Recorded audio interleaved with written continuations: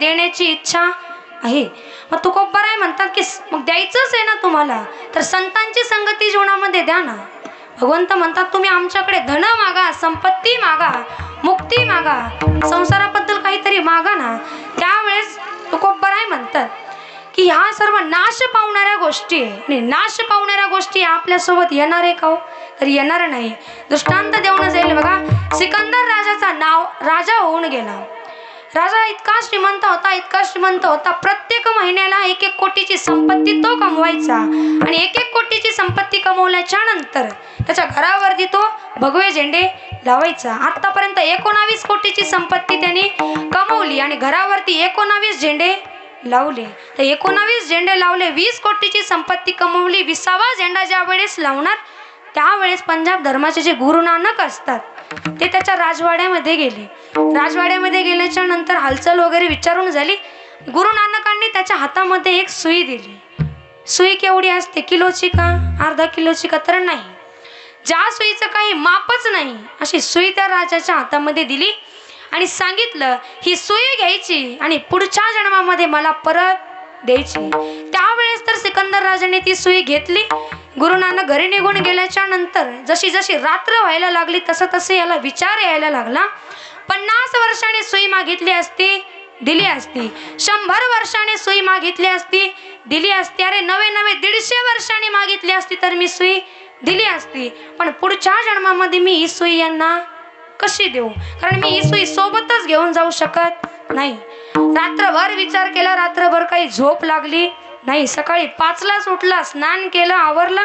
8:30 वाजता गुरु नानकांच्या घरी गेला. महाराज घरी गेल्याच्या नंतर म्हणाला की म्हणे तुम्ही मला म्हटले असते 50 वर्षांनी सुई दे, मी दिली असती. 100 वर्षांनी दे, 150 वर्षांनी दे, मी दिली असती. पण पुढच्या जन्मामध्ये ही सुई मी तुम्हाला कशी परत देऊ? त्यावेळेस गुरु नानकांनी गोड उत्तर दिलं. ते म्हणाले अरे ज्या सुईचं काही माप नाही अशी असणारी सुई देखील तू तुझ्या सोबत घेऊन जाऊ शकतो का? तर जाऊ शकत नाही. मग एवढी 20 कोटीची तू संपत्ती कमवतो आणि घरावरती झेंडे लावतो, हे तू सोबत नेणार आहे का? तर नाही. मग तुकोबाराय म्हणतात मग बघा भगवंता, या नाश पावणाऱ्या गोष्टी सोबत येणार आहे का? तर सोबत येणार नाही. म्हणून आम्हाला जीवनामध्ये आम्ही मृत्यू लोकामध्ये मानवदेह घेऊन जन्माला आलोत ना, तर संतांची संगती आम्हाला दे. पण त्या अगोदर संत कुणाला म्हणावं? बघा, सन्मार्गाने वर्तन करणारे, देव स्वरूप असणारे, विद्या व विनय यामध्ये परिपक्व दशा गाठलेले त्यांना संत म्हणतात. अरे संत कुणाला म्हणावं? ज्याप्रमाणे नद्या आपले पाणी आपणच पित नाही, झाडे आपली फळे आपणच खात नाही, पाऊस स्वतः करिता पडत नाही, त्याचप्रमाणे संत देखील उपकाराकरिताच अवतीर्ण होतात. मग अशा संतांची संगती आम्हाला जीवनामध्ये रे. विठ्ठल विठ्ठल.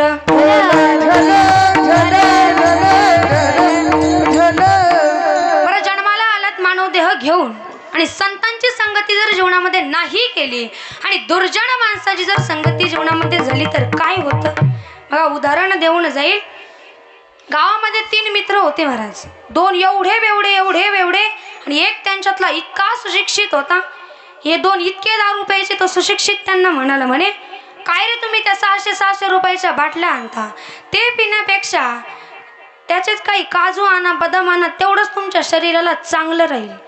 त्यावेळेस ते 2 बेवडे म्हणाले, म्हणे माणसाला लाईफ ही एकदाच दिलेली, आयुष्य भगवंताने एकदा दिले, त्यामध्ये सर्व काही टेस्ट केलं पाहिजे म्हणे. सुशिक्षित होता तो म्हणाला मग आपल्याला टेस्ट करायला काही हरकत नाही. पहिल्या दिवशी पेला, दुसऱ्या दिवशी पेला, तिसऱ्या दिवशी पेला, असं पीत पीत पीत 1 वर्षभर यो दारू पिला महाराज. इतका दारू प्यायला लागला, इतका दारू प्यायला लागला. जे पहिले 2 बेवडे होते ते म्हणाले तू किती दारू प्यायला लागलास? त्यावेळेस तो म्हणाला, जो सुशिक्षित होता तो म्हणाला, म्हणे भगवंताने लाईफ एकदाच दिली ना, मग सर्व काही टेस्ट केलं पाहिजे, म्हणून मी टेस्ट करून पाहतोय. तिघांचं एक दिवशी अशीच प्लॅनिंग झाली. ठरलं की पार्टी करायची. आता पार्टी करायची म्हटल्याच्या नंतर तिघांनी इतकी दारू पिली. सुशिक्षित माणसाचं घरी होते बोकड. 2 जणांनी त्याला सांगितलं घरी जायचं, बायको झोपायची वाट बघायची. बायको जशी झोपली तसं बोकडं उचलून आणायचं. असं म्हटल्याच्या नंतर हा घरी गेला. 12:30 वाजले, 1 वाजला, 2 वाजले. बायको झोपली रे झोपली. आणि अंधारामध्ये काय उचलून आणलं याला सुद्धा वेळ नाही. येऊन आले, खाणं पिणं झालं, सकाळी घरी गेला. घरी गेल्याच्या नंतर बायको म्हणाली, का हो रात्री 2-2:30च्या टाइमला काळं कुत्रं घेऊन तुम्ही चाललाच कुठं होता? म्हणजे यावरूनच बघा की वाईटाची संगती किंवा बेवड्याची संगती ही जीवनामध्ये काहीही करू शकते. आणखीच जर सांगायचं झालं तर गावामध्ये असेच 2 पिदाडे होते महाराज. एवढे पित होते. रात्रीची वेळ होती, विहिरी जवळून चालले होते. विहिरीमध्ये डोकावून बघितलं, सहज एक जण म्हणाला, म्हणे चंद्र विहिरीत पडलाय. काय म्हणाले? चंद्र विहिरीत पडलाय. काय होतं ते चंद्राचं प्रतिबिंब त्या विहिरीमध्ये दिसत होता आणि यांना असं वाटलं की चंद्र विहिरीमध्ये पडलाय. त्यावेळेस दुसरा म्हणाला, आपण याला विहिरीतून काढलं पाहिजे म्हणे. बकेट घेऊन आले, दावा घेऊन आले. बकेट जशी आतमध्ये घातली तसा चंद्र पुढं जायचा, म्हणजे ते पाणी बाजूबाजूला सरकायचं. त्यांच्यातला एक जण म्हणाला, हा चंद्र जरा फारच चपळ आहे, असं नाही वाटत का? त्यांच्यातले 2 जण म्हणू लागले, अरे चंद्र तर एकटा आहे, आपण 2 जण आहे, आपल्यामध्ये किती बळ आहे? त्यावेळेस ती बकेट आतमध्ये घातली. जसा चंद्र वर काढला तशी ती बकेट एका दगडाला अडकली. 2 जण उठाणे होऊन मागं पडले. मागं पडल्याच्या नंतर वरती बघितलं. आता तरी कळायला पाहिजे होतं ना की ते चंद्राचं प्रतिबिंब आहे. त्यांच्यातला एक जण म्हणतो, कसा बघ आपल्यात एवढी ताकद आहे, एका झटक्यात चंद्र वरती काढला. विठ्ठल विठ्ठल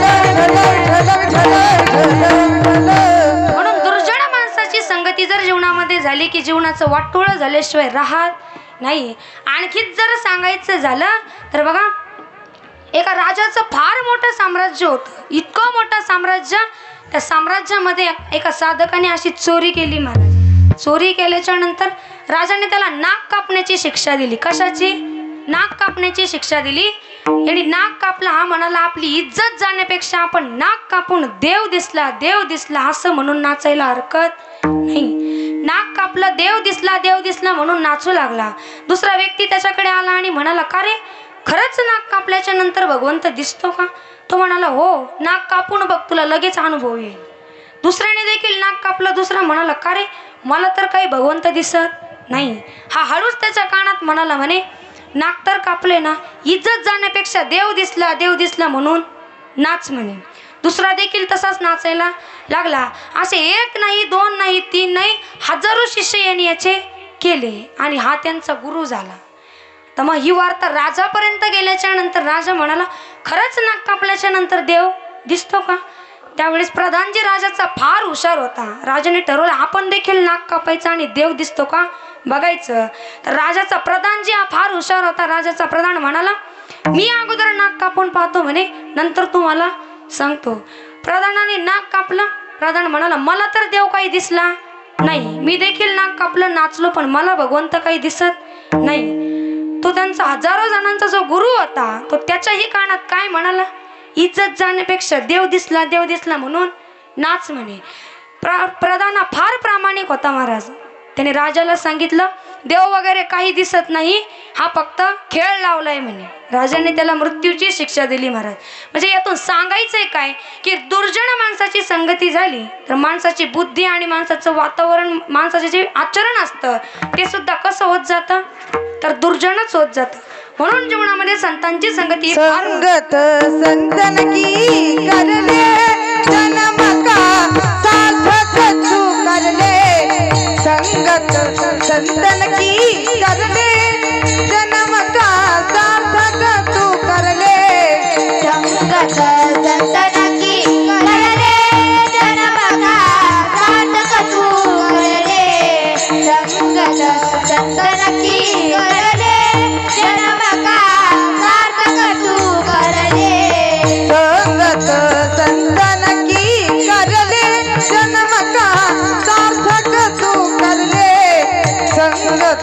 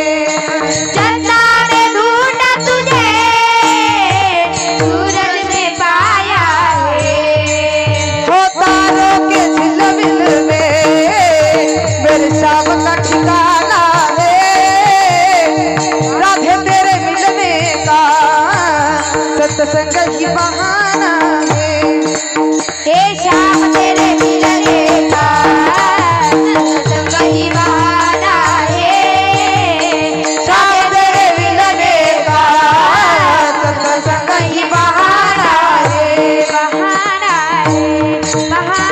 है म्हणून जीवनामध्ये संतांची संगती फार महत्वाची आहे. संतांची संगती एकदा का जीवनामध्ये झाली की भगवान परमात्मा भेटायला जास्त वेळ लागत नाही. मग कुणाला झाली संतांची संगती?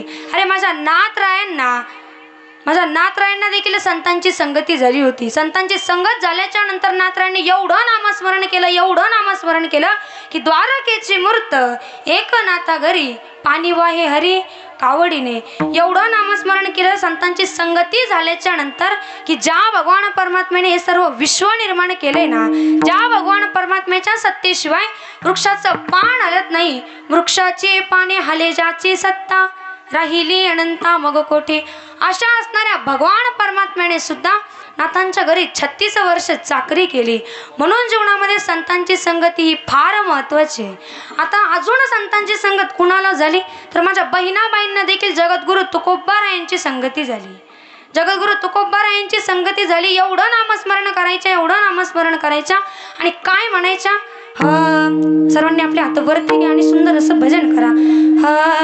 विठ्ठल माझा माझा माझा माझा माझा, विठ्ठल माझा मी विठ्ठलाचा, विठ्ठल माझा माझा माझा माझा माझा, विठ्ठल माझा मी विठ्ठलाचा, माझा माझा माझा माझा माझा, विठ्ठल माझा मी विठ्ठलाचा, विठ्ठल माझा माझा माझा माझा माझा, विठ्ठल माझा मी विठ्ठलाचा, विठ्ठल माझा मी विठ्ठलाचा, विठ्ठल माझा मी विठ्ठलाचा, विठ्ठल माझा मी विठ्ठलाचा, विठ्ठल माझा मी विठ्ठलाचा, विठ्ठल माझा मी विठ्ठलाचा, विठ्ठल माझा मी विठ्ठलाचा, विठ्ठल माझा मी विठ्ठलाचा, विठ्ठल माझा मी विठ्ठलाचा, माझा माझा माझा माझा विठ्ठल माझा मी विठ्ठलाचा, विठ्ठल माझा माझा माझा माझा माझा, विठ्ठल माझा मी विठ्ठलाचा, विठ्ठल माझा माझा माझा माझा माझा, माझा मी विठ्ठलाचा, विठ्ठल माझा माझा माझा माझा माझा, विठ्ठल माझा मी विठ्ठलाचा, विठ्ठलाचा. मी विठ्ठलाचा. असं बहिणाबाई नामस्मरण करायचे महाराज. म्हणून जीवनामध्ये संतांची संगती फार महत्वाची आहे.